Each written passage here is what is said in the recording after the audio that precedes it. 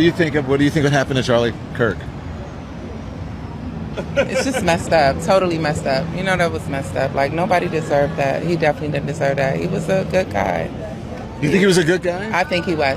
All of us have flaws. I can't really tell you what to believe in or how to feel. Like, everybody's having a human experience. Like, why knock him for having this human experience or what he believe in? Even though he says things that are anti-women, black, all that. I can't judge him for that. You can't. I can't judge him for that. But I can use judgment. He didn't deserve that. Right. Yeah. As a human being. Yeah. You are very spiritual. You know, yeah. I can't go left. I can't go left with that.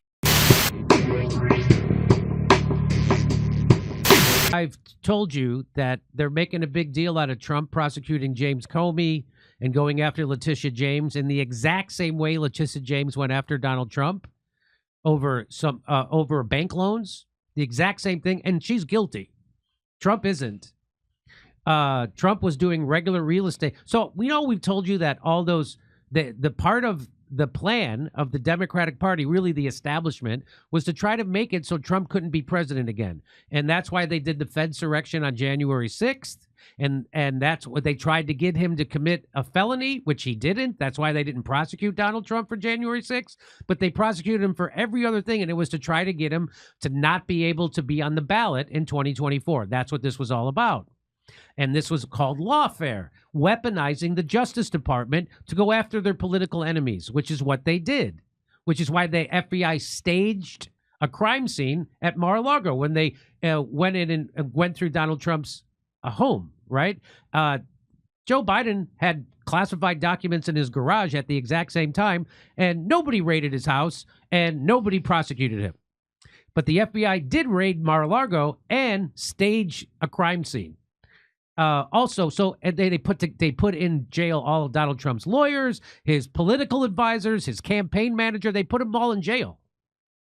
And now Donald Trump is going after those criminals, and they're saying, "Oh my God, criminal prosecution! Oh, political prosecutions!" Well, here is a Democrat operative admitting that all these prosecutions against Donald Trump were lawfare. In fact, it was part of their way to resist Donald Trump. You think I'm kidding? Let's watch. One of Pete's longtime advisors, Liz Smith, seemed to let the cat out of the bag this week, telling CNN all those felony convictions against the president were not a real case, just part of a planned Democrat Party resistance. Why the base is mad at some of the leaders in Washington is not because they're not left enough. It's because, Chuck Schumer came out with no strategy, no forewarning, and just said, we're going to fold on the CR. I mean, I think he could have done a better job of explaining what the strategy was and what we're going to do, but there wasn't anything like that. I think Democrats are learning, and I'm going to agree with you that Democrats cannot only be the party of resistance. We cannot, we resisted so hard between 2017 and 2024. We impeached the guy, we prosecuted him, convicted him of 34 felony counts, and guess what? He still got elected. So I don't know how much harder we can resist now. Are you admitting that, that the case against Trump in New York was part of the organized Democratic Party resistance? It was a Democratic prosecutor, and at the time, I thought it was unwise. I went on Fox News and said there were Democrats who said this at the time. There were a lot. Just to be clear, everybody who now touts the 34 felonies, take it from Liz. This was not a real case. This was a plot to upend the presidential campaign, which I just think it was a boneheaded move by Alvin Bragg. Spinning, in some ways, the liberal lawfare never ended, with Comey still showing symptoms of Trump derangement syndrome. Here he is on Instagram, that 8647. And you can see Christine Holmes investigating, saying basically he called for the assassination of President Trump. DHS and Secret Service is all over this. Comey then deleted his entire Instagram account after apologizing and saying it was all a mistake. He assumed it was just a political message, not any effort at promoting violence. Give me a break. He's the former FBI chief. He knows the law. So there is a high Democratic operative admitting on CNN panel that everything we did, from impeaching him twice to all the lawfare cases, those were all just the way we were going to resist Donald Trump. It wasn't she knew it was stupid. Andrew Cuomo said that the case against Donald Trump was ridiculous and should have never been brought. Now we have a Democratic operative on CNN panel admitting that not only was it stupid. Oh, no, I didn't. No, is there? What? Where? Do we have jokes for this? Oh, here it is. Oh, I'm stupid. But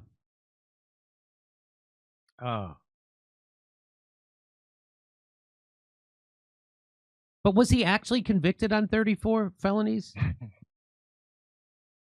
Is being an adjudicated rapist a felony? Hold on, I'm getting a message from the booth. No, it actually means nothing in any sense, legal or otherwise. It was just a buzz phrase for morons, and the DNC is completely worthless. Okay, thank you. Okay, Well, God. they didn't resist as hard as they could. By resist as hard as you can, do you mean you did everything except what anybody that voted for you wanted you to do? Yeah, yes. Well, you didn't resist shit. All you had to do was your job. You didn't have to resist. You could have just tried to make things happen that anybody wanted who voted for you, who was not in the 1/10 of 1%. There it is. I'll probably play it one more time. One of Pete's longtime advisors, Liz Smith, seemed to let the cat out of the bag this week, telling CNN all those felony convictions against the president were not a real case, just part of a planned Democrat Party resistance. Why the base is mad at some of the leaders in Washington is not because they're not left enough. It's because, Chuck Schumer came out with no strategy, no forewarning, and just said, we're going to fold on the CR. I mean, I think he could have done a better job of explaining what the strategy was and what we're going to do, but there wasn't anything like that. I think Democrats are learning, and I'm going to agree with you that Democrats cannot only be the party of resistance. We cannot, we resisted so hard between 2017 and 2024. We impeached the guy, we prosecuted him, convicted him of 34 felony counts, and guess what? He still got elected. So I don't know how much harder we can resist right now. I can tell you how an actual way to resist Donald Trump is when you get elected, you actually do what the people voted for you to do. Like provide, end the wars and invest that money back in our country. How about that? How about end the genocide? How about stop funding wars? Hey, how about make healthcare affordable, actually, instead of giving us a bullshit corporate giveaway healthcare plan called Obamacare that did nothing except raise everybody's rates to now we can't afford it. How about you do something? How about you actually close down the border? How about you actually have a regulated immigration system? How about you do something for people? That's how you actually resist. But because the Democrats and the Republicans agree on most things, meaning economic policy, screwing workers like Joe Biden did when he crushed the railroad union strike, they agree on war. They agree on funding war. They agree on the $200 billion more going to the Pentagon. They agree on all the. They agree on giving people, making them take vaccines from the. They agree on everything that's important. They disagree on bathrooms and they disagree on trans people in sports, but they don't agree on anything substantive. They don't disagree on anything substantive. Right.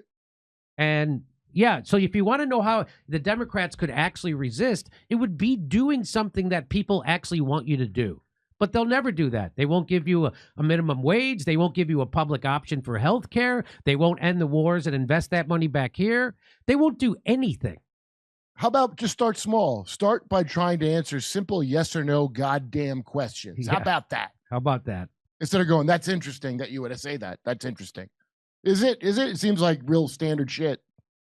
Admitting that the case against Trump in New York was part of the organized Democratic Party resistance? It was a Democratic prosecutor, and at the time, I said I thought it was unwise. I went on Fox News and said there were Democrats who said this at the time. There were a lot. Just to be clear, this wasn't. Just to be clear, everybody who now touts the 34 felonies, take it from Liz. This was not a real case. This was a plot to upend the presidential campaign, which backfired. I just think it was a boneheaded move by Alvin Bragg.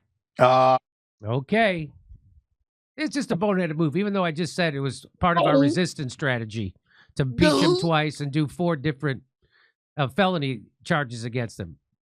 Oh, Alvin, you bonehead. No, he's just a bonehead. He's just dumb. It wasn't part of a coordinated resistance. Letitia James, you goofball.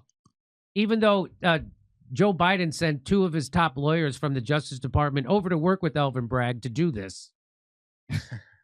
Forget that. Did you guys forget about that? Yeah. So, you bonehead, you did what you were ordered to do directly by the federal government. Yeah. Okay. All right. We'll see you in Australia. We've added more shows to every city. We'll see you in Burbank, California, the day after Thanksgiving at Flappers Comedy Club. It's a day off. Everybody's there. And Pottstown, Pennsylvania, December 6th. We'll also be at the Blue Note in Waikiki, January 11th. Tickets for that are not available yet, but will be soon. Make your vacation plans now. We'll see you in Waikiki, January 11th. Go to jimmydore.com for a link for tickets. Over to Steph. All right, we're going to take a quick break to bring on our next guest, Kim Bright. We'll be right back.